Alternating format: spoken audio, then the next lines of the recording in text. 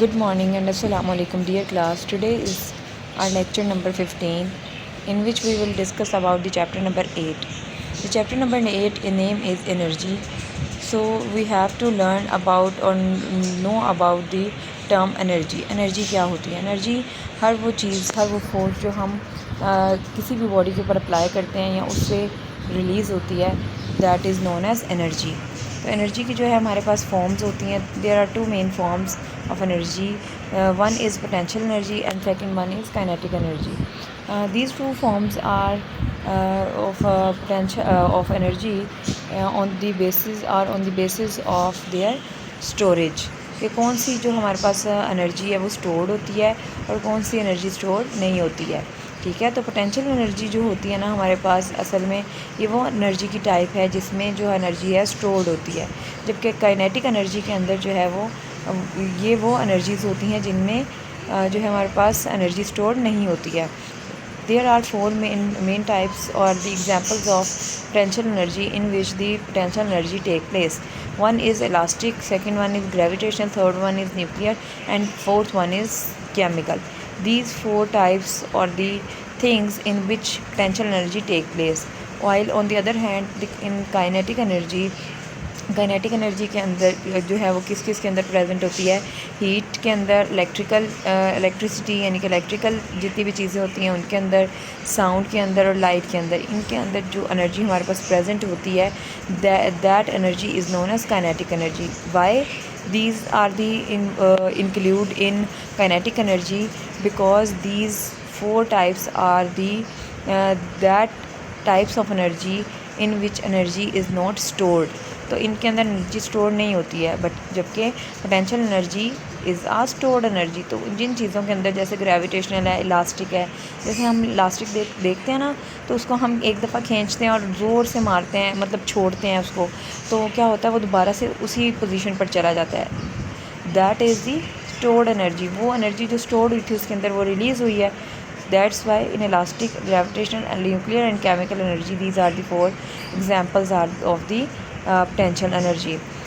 In potential energy, we will discuss about the gravitational, elastic and chemical energy today. ठीक है, first of all we have to know about the gravitational potential energy क्या होती है. ठीक है, इसके अंदर जो है हमारे पास ये है कि जब हम किसी भी ऑब्जेक्ट को ऊपर उठाते हैं तो उसके अंदर कौन सी फ़ोर्स और कौन सी एनर्जी स्टोर हो जाती है, उसके अंदर ग्रेविटेशनल एनर्जी स्टोर हो जाती है.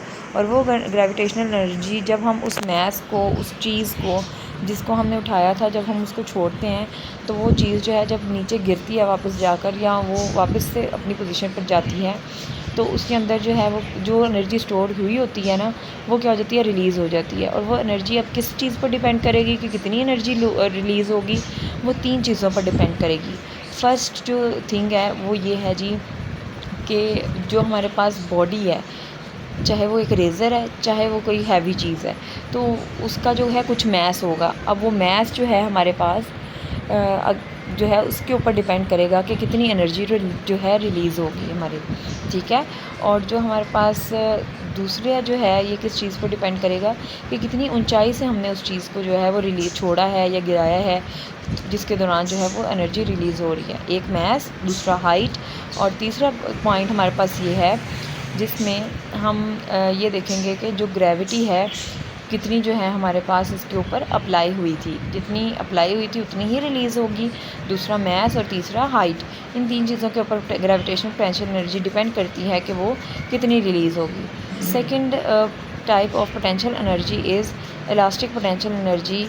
The other name of elastic potential energy is strain energy. You have to learn about the second name of elastic potential energy, that is strain energy. इसको हम strained energy भी कहते हैं. और ये फॉर एग्ज़ाम्पल जो हमारे पास जैसे स्प्रिंग है, तो स्प्रिंग को जब हम ऊपर खोलेंगे और फिर बंद करेंगे तो वो वापस अपनी पोजीशन में चला जाएगा ना, तो इसी तरह से जो स्ट्रेच्ड जो हमारे पास रेज़र होते हैं या रबर बैंड होते हैं, उनको हम एक साइड से पकड़ते हैं, दूसरी साइड से खींच के जब छोड़ते हैं तो क्या होता है हमारे पास, वो वापस से उसी पोजीशन पे चले जाते हैं। उनके अंदर कुछ एनर्जी जो है वो स्टोर हो जाती है और इलास्टिसिटी भी होती है इन चीज़ों के अंदर, ठीक है। तो ये जो है हमारे पास इलास्टिक पोटेंशियल एनर्जी होती है। The third one is chemical potential energy. अब केमिकल से आपको आपके माइंड में आ रहा होगा कि ये केमिस्ट्री से रिलेटेड है, क्योंकि केमिकल्स तो हम केमिस्ट्री में यूज़ करते हैं। और केमिकल पोटेंशियल एनर्जी कौन सी होगी, वो एनर्जी जिसमें हमारे पास जो केमिकल पोटेंशियल एनर्जी है ना, केमिकल जो है वो कहाँ यूज़ होते हैं, जब कोई चीज़ बर्न होती है, ठीक है।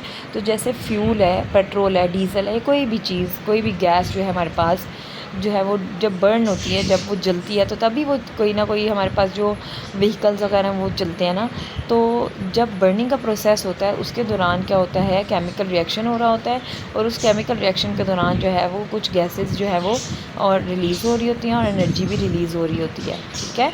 तो इस स्टोर्ड एनर्जी को हम क्या कहते हैं, केमिकल पोटेंशियल एनर्जी, क्योंकि ये केमिकल से रिलेटेड जो है, केमिकल्स की बर्निंग से, केमिकल की इन्वॉल्वमेंट से जो है वो एनर्जी रिलीज़ होती है। That's why this energy is known as chemical potential energy. तो ये जो है हमारे पास ये 3 टाइप्स आज हमने पढ़ी हैं। इंशाल्लाह जो है हम इससे नेक्स्ट पेजेस की जो रीडिंग है वो भी समझेंगे नेक्स्ट लेक्चर्स में। इंशाल्लाह। अल्लाह हाफ़िज़।